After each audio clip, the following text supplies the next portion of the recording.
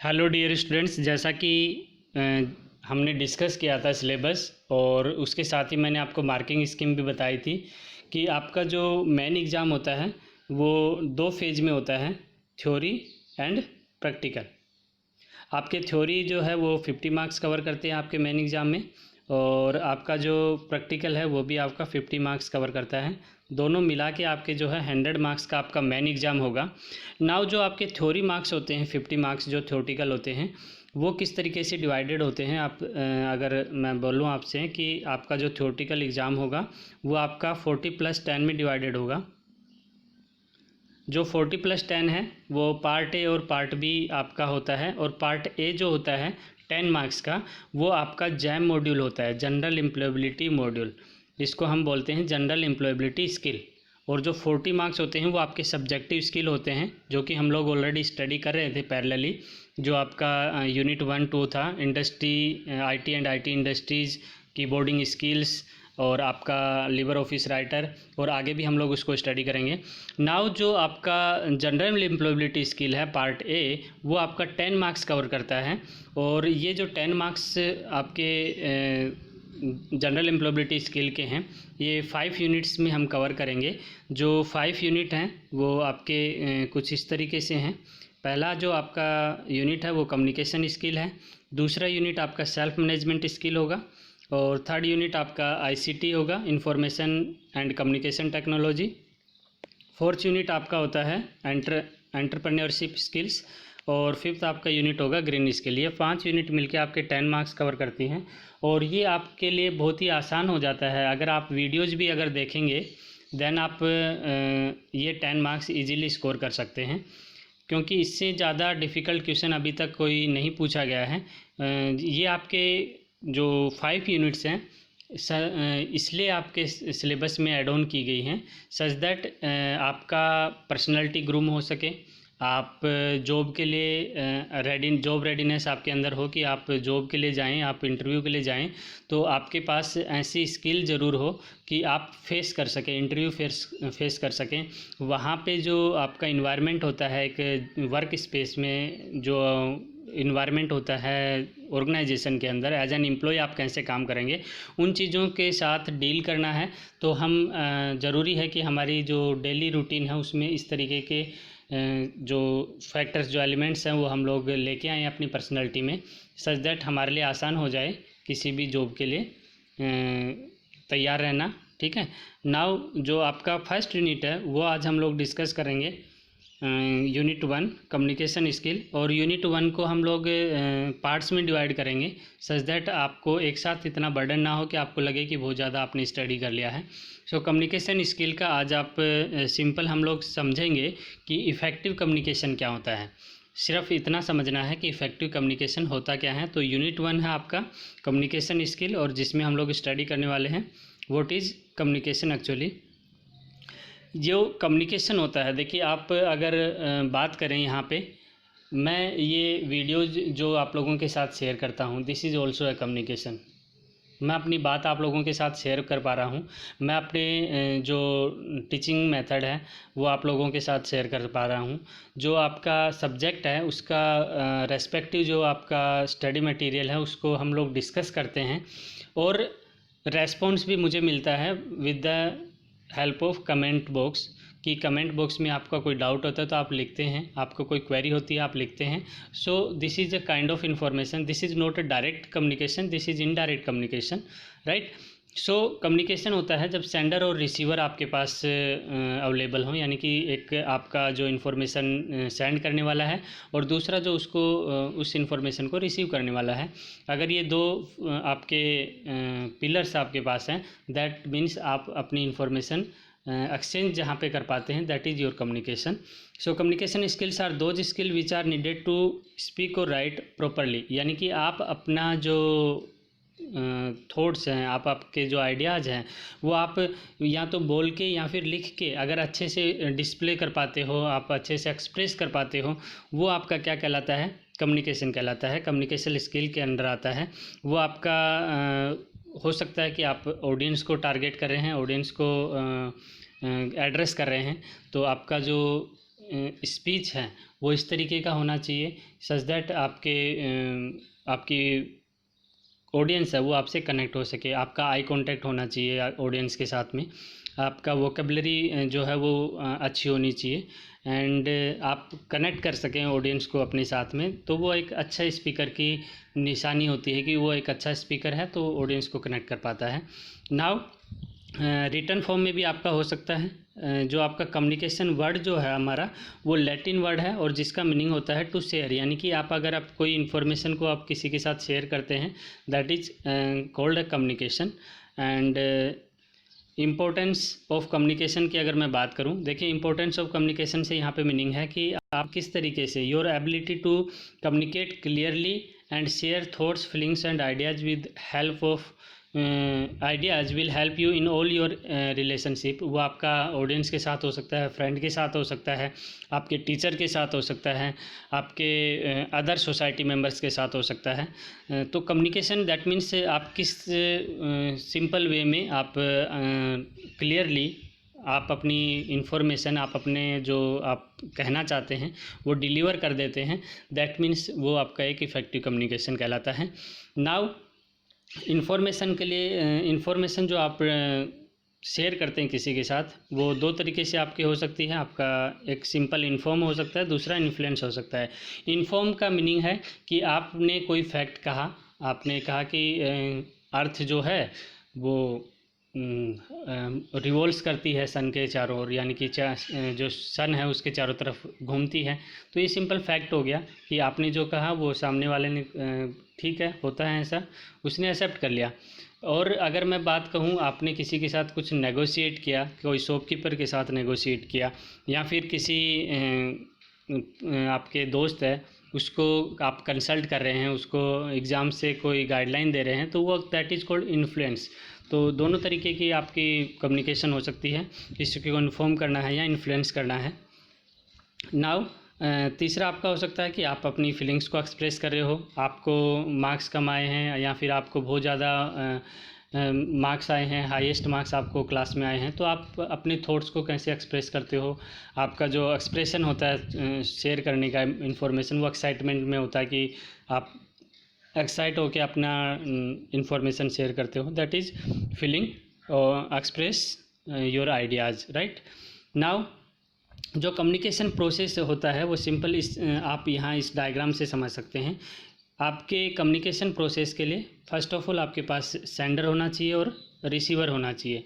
जो sender information आपसे receiver से पूछता है, दैट इज़ मैं कहूँगा कि वो आपकी जो इन्फॉर्मेशन है वो, फॉर एग्जांपल उसने कहा कि वेयर आर यू गोइंग, सो वो एक सिंपल एक इन्फॉर्मेशन पूछ रहा है किससे, रिसीवर से। रिसीवर को अगर वो समझ आता है कि उसने क्या पूछा है, देन वो रिप्लाई करेगा I am going home and all what ever the answer is.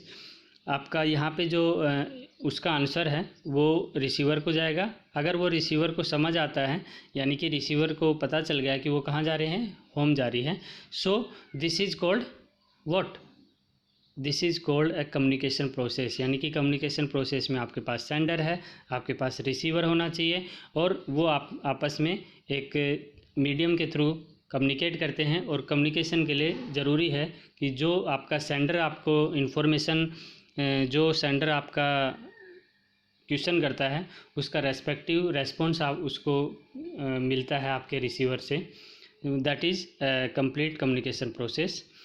Now अगर मैं बात करूं एलिमेंट्स की, कम्युनिकेशन से रिलेटेड जो एलिमेंट्स होते हैं, जैसे आप कोई भी कम्युनिकेशन होता है, सिंपल वे में हम कह सकते हैं टू वे एक्सचेंज होता है, यानी कि सेंडर और रिसीवर के बीच में किसी भी इंफॉर्मेशन का या किसी भी आपके फैक्ट्स का या एक्सप्रेस फीलिंग करते हैं, तो वो आपका एक्सचेंजिंग ऑफ इन्फॉर्मेशन हम कह सकते हैं उसको। सेंडर और रिसीवर के बीच में कोई भी आपका इन्फॉर्मेशन किसी चैनल के थ्रू अगर एक्सचेंज हो रहा है, तो वो क्या कहलाता है, कम्युनिकेशन होता है। और उसके लिए जो डिफरेंट एलिमेंट्स यहाँ पे आप देख सकते हैं,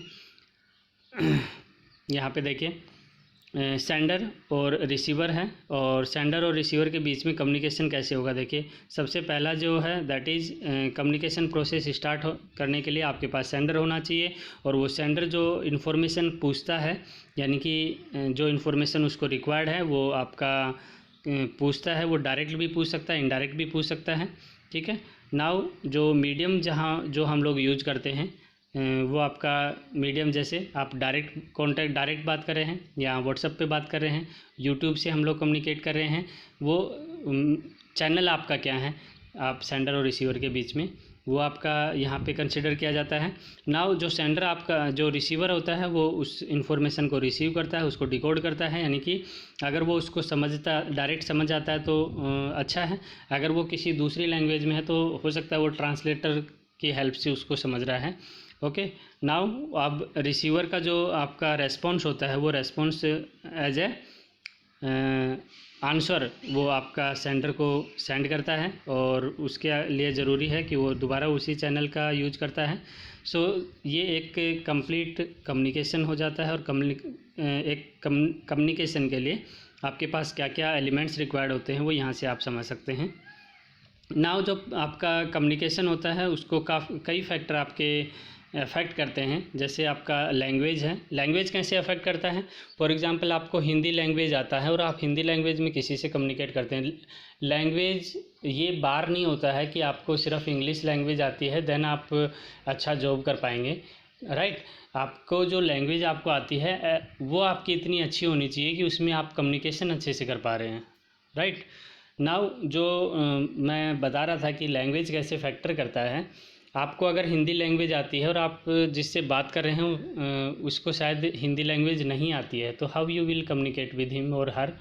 उसके लिए आपके लिए एक सॉल्यूशन है कि या तो आपके पास ट्रांसलेटर हो या फिर आप उससे कम्युनिकेट नहीं कर पाएंगे। तो लैंग्वेज मैटर करता है कि आपका जो कम्युनिकेशन है वो स्मूथ हो सकता है या नहीं हो सकता। अगर दोनों सेंडर और रिसीवर दोनों एक ही लैंग्वेज को जानते हैं तो उनके लिए कम्युनिकेशन करना बड़ा आसान हो जाता है।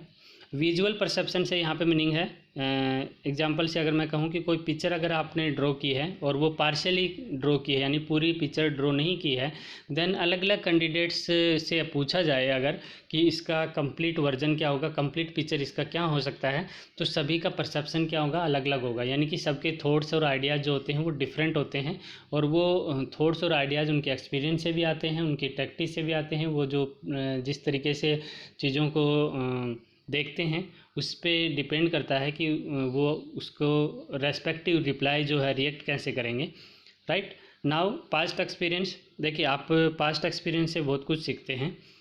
अगर आपका पास्ट एक्सपीरियंस ऐसा रहा है कि आपको मान लो कम मार्क्स आए हैं, तो जनरली ऐसा होता है कि स्टूडेंट्स को कम मार्क्स आते हैं तो वो क्वेश्चन करना ही बंद कर देता है, पूछना बंद कर देता है। क्लास में अगर देखा जाए क्लासरूम में उसकी क्वेरीज जो है वो कम हो जाती हैं। उसको लगता है कि मेरे कम मार्क्स आए हैं, now how I will react, कि मुझे कैसे उसको ओवरकम करना है। जबकि ऐसा नहीं होना चाहिए। आप अगर ऐसा कोई आपके साथ इश्यूज है तो उस पर उसको रिजोल्व करना चाहिए, और नेक्स्ट टाइम आपको उस पर वर्क करके अच्छे मार्क्स आपको लेके आने चाहिए। प्रेजुडिशियस से यहाँ पे मीनिंग है कि आपके जो आइडियाज़ होते हैं वो आप अपने क्लास में कैसे शेयर करते हो। जैसे no one in my class likes me, अगर आप ऐसे थॉट्स रखते हो तो आप ओपन नहीं रह सकते, आप रिजर्व रहते हैं, तो ये भी डिपेंड करता है।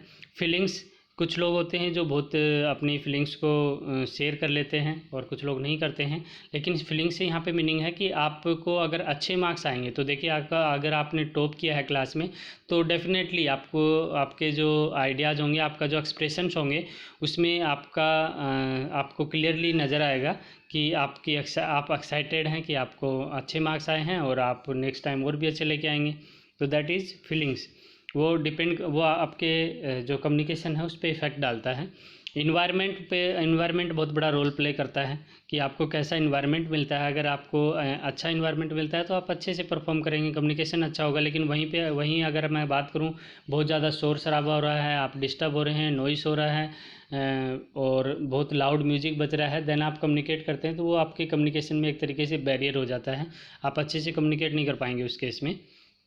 पर्सनल फैक्टर्स होते हैं कि आपको कॉन्फिडेंस नहीं आता है, आपको कॉन्फिडेंस नहीं होता है और कुछ फियर होता है related to your subject skills and all, तो वो अगर ऐसा है तब भी आपके कम्युनिकेशन पे वो इफ़ेक्ट डालता है।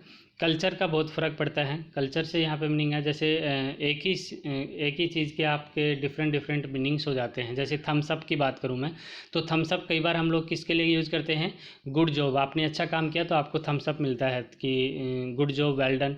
अगर उसी को अगर दूसरे वे में लें तो थम्स अप से कुछ लोग उसको क्या समझते हैं कि हमारी इंसल्ट हो रही है, इंसल्ट से समझते हैं थम्स अप को। तो ये डिपेंड करता है कि किस तरीके का है। सो कम्युनिकेशन बैरियर्स होते हैं ये कुछ जो मैंने अभी आपके साथ डिस्कस किए। एंड इफ़ेक्टिव कम्युनिकेशन के लिए आपको ये 7 C's जो होती हैं और एग्ज़ाम में पूछ ली भी जाती हैं कि 7 C's जो होती हैं वो क्या होती हैं। जो 7 C हैं, clear, concise, concrete, correct, coherent, complete और कर्टियस। ठीक है, इससे मीनिंग मेरा जो है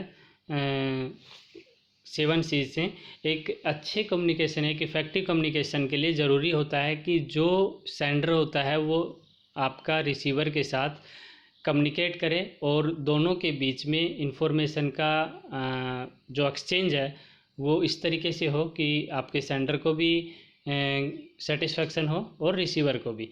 सो उसके लिए ज़रूरी है कि आपका जो मैसेज है वो क्लियर हो, आप जो बात करना चाह रहे हो, आप जो डिलीवर करना चाहते हो वो क्लियर हो, यानी कि उसमें कोई आपका कॉम्प्लेक्सिटी ना हो, बात घुमा के ना करें, आप सिंपल वे में करें। कॉन्साइज, सिंपल वर्ड्स का यूज करें।